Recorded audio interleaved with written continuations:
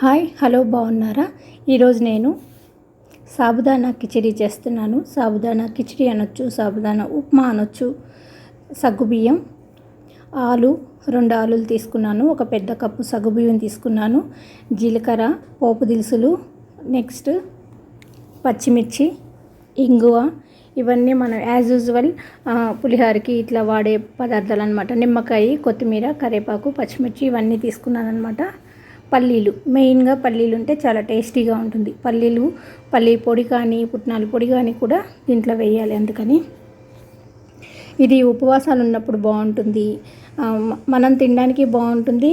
మనం ఉపవాసం ఉన్నప్పుడు పిల్లలకి డబ్బాలోకి ఈజీగా చేసేయడానికి కూడా చాలా బాగుంటుంది. స్కూల్ బాక్స్కి చాలా మంచిగా, టేస్టీగా, హెల్తీగా, సింపుల్గా చేసుకునే రెసిపీ అన్నమాట.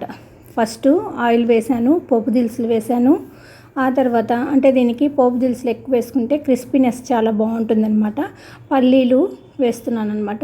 పిల్లలకి పల్లీలు వేస్తే ఇష్టంగా తింటారు. పల్లీలు ఇష్టపడే వాళ్ళు పల్లీలు, లేకపోతే జీడిపప్పు ఇష్టపడే వాళ్ళు జీడిపప్పు వేయచ్చు. మంచిగా ఫ్రై చేసేసుకోవాలి. దీంట్లో ఇంగు కూడా వేసాను. మంచిగా ఫ్రై చేసుకొని పక్కన ఉంచుకోవాలన్నమాట. లంచ్లో ఇప్పుడు మనం డైటింగ్ చేసేవాళ్ళు లంచ్ రెసిపీగా కూడా ఇది తీసుకోవచ్చు. చాలా హెల్దీ అండ్ మనకు సింపుల్గా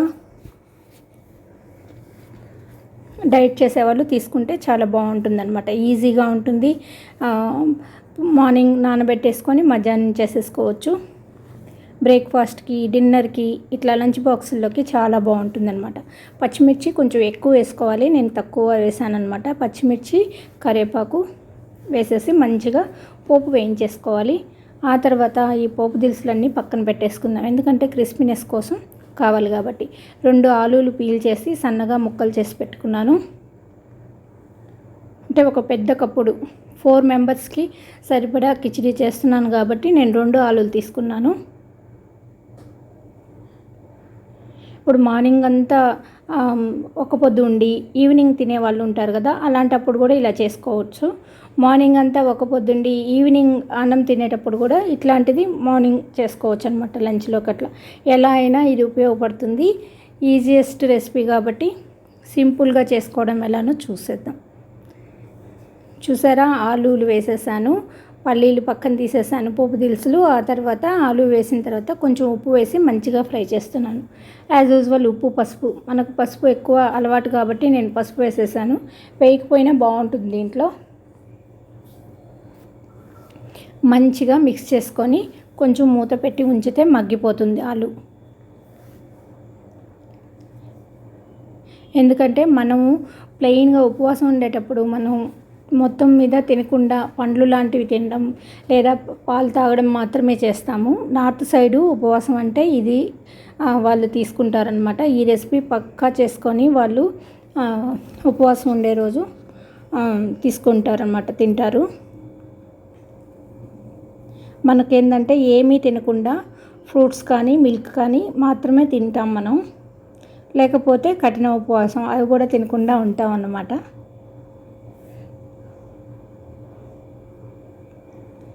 మంచిగా మిక్స్ చేసేసుకొని ఆలు చాలా వరకు మెత్తగా అయిపోయిందనమాట, ఫ్రై అయిపోయింది. ఆ తర్వాత మనం సాబుదానా వేసేసుకుందాం. ఇవి నైటే నానబెట్టాను, ఒక హాఫ్ అన్ అవర్ నానితే చాలన్నమాట. ఇవి పెద్ద సాబుదానా అయితే బాగుంటుంది, సగ్గుబియ్యం అయితే చాలా బాగుంటుంది.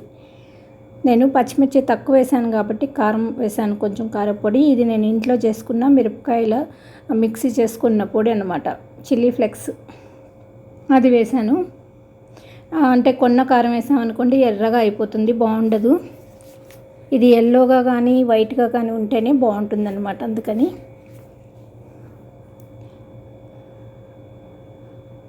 చూసారా, మంచిగా వేగిపోయింది. ముక్క ఉడికిందా లేదా అని అలా అని చూస్తూ ఉన్నాను.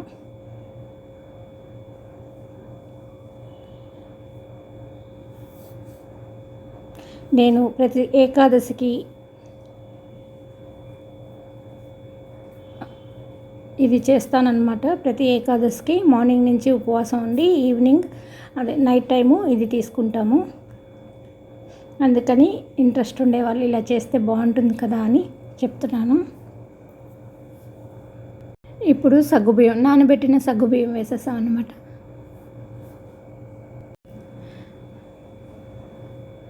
ఇప్పుడు సాబుదానా కొంచెం ఉప్పు వేసేసుకొని దీనికి సరిపడా మంచిగా మిక్స్ చేసేసుకొని ఒక 2 మినిట్స్ మూత పెట్టి ఉంచితే మగ్గిపోతుంది అనమాట. సగ్గుబియ్యం కూడా సగ్గుబియ్యం వేసాక ఎక్కువసేపు ఉంచక్కర్లేదు, అవి ఆల్రెడీ నానున్నాయి కాబట్టి ఒక్క నిమిషం మూత పెట్టినప్పుడు ఉడికిపోతుంది, మగ్గిపోతుంది అంటారు దాన్ని, అలా మగ్గిపోతుంది. అందుకనే పొడి పొడిగా ఉంటుందన్నమాట. మనం ఉడకబెట్టామంటే మెత్తగా అయిపోతుంది.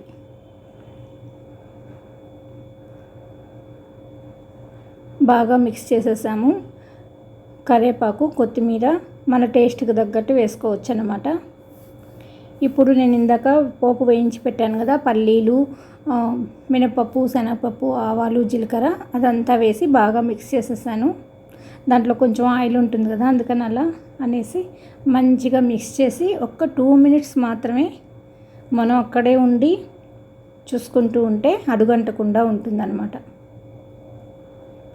సగ్గుబియ్యం కొంచెం స్టిక్కీగా అయిపోతుంది కదా, అవ్వకుండా మనకు పొడి పొడిగా ఉంటుంది.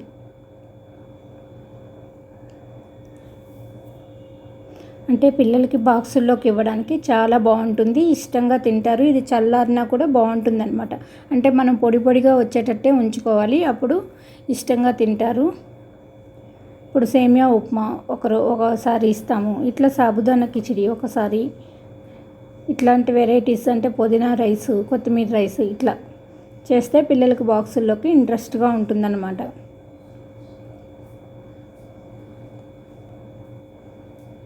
చూసారా, బాగా మిక్స్ చేసేసుకోవాలి.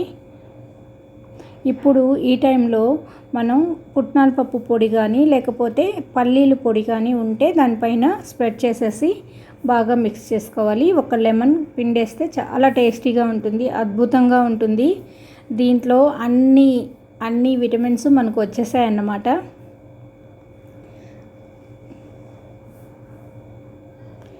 ఒక ఫుల్ లెమన్ పిండేసి ఆ తర్వాత కొంచెం పల్లీల పొడి కానీ పుట్నాల పొడి కానీ నువ్వుల ఏదైనా మనకి ఏ టేస్ట్ వస్తుందో, ఏ టేస్ట్ మనకి ఎక్కువ ఇష్టం ఉంటుందో ఆ స్మెల్ తోటి మనం తినడానికి వేసేసుకుంటే బాగుంటుందన్నమాట. నేనైతే పుట్నాల పొడి ఉంది ఇంట్లో, అది వేసాను. మంచిగా మిక్స్ చేస్తున్నాను. ఈరోజు మా లంచ్ రెసిపీ ఇదే అన్నమాట.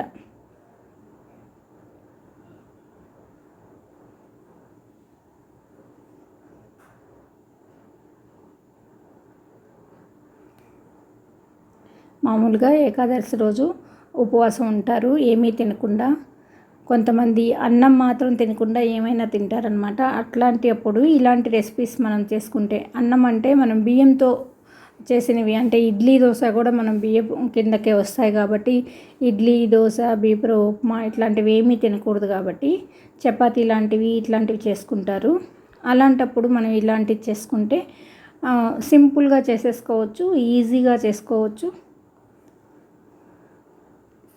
4 మెంబర్స్కి సరిపడా చూసారా 1 కప్పు నేను చేసేసాను.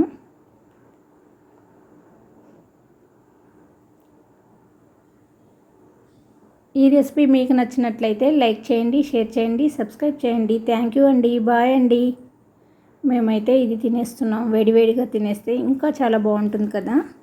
ఓకే అండి, బాయ్ అండి.